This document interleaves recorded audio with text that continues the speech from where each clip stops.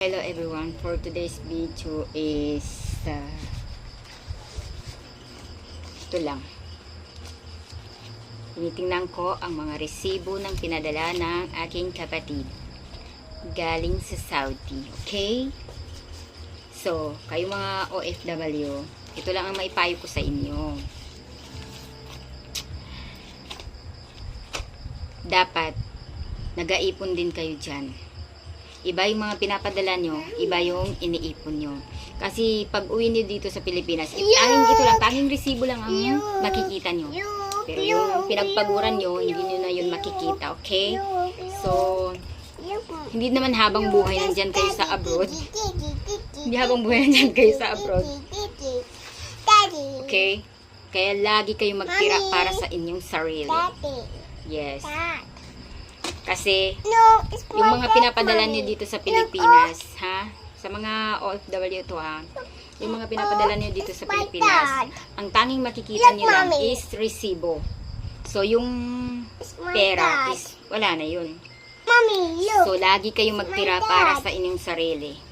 Kasi yung iba, pag uwi nyo, pag wala pa kayong dala, ang iisipin pa ng iba, nag-abroad, ilang taon sa abroad, wala man lang dalang pera. Eh kasi hindi nila na iisip itong mga pinadala ninyo. Kaya lagi kayo magtira sa sarili nyo. Kaya pag kayo nag-uwi dito sa Pilipinas, kayo nawalan, wala kayong malalapitan. No, mommy, it's my dad. Okay, ano naman ang ano ni dad mo? I know that is your dad. Picture of your dad. Yeah. Isingit talaga si daddy niya. And another picture of dad is dirty. Yeah, the another picture of dad is dirty. So, ang ibig niyang sabihin na dirty is ito po. Kasi gusto man niya kunin. So, pero ang sabi ko kasi dirty. Kaya, nagdikit ba yung tube? Parang nagdikit siya ba? So, this one is dirty. O, yan. Ito yung sinasabi na the other picture of dad is dirty. So, yan po. Dirty po talaga. Ew. So, ito lang ang video sa araw na ito. So, kayo mga OFW, magtira kayo lagi para sa inyong sarili. Pag nakauwi kayo dito, wala kayong malapitan. Ang hirap mag-utang kasi isa na ako, hindi ako nagpapautang. Picture of daddy.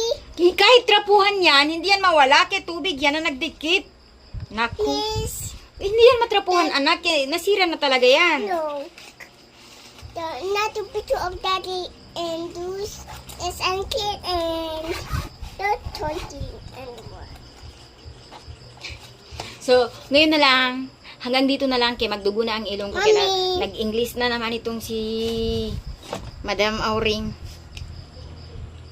Dugo na naman ang ilong ko dito sa bata. Ano? Look, it's my dad.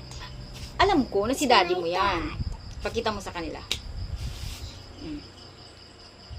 Oh, Look, it's my dad. Oh.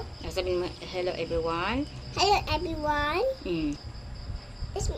It's my dad.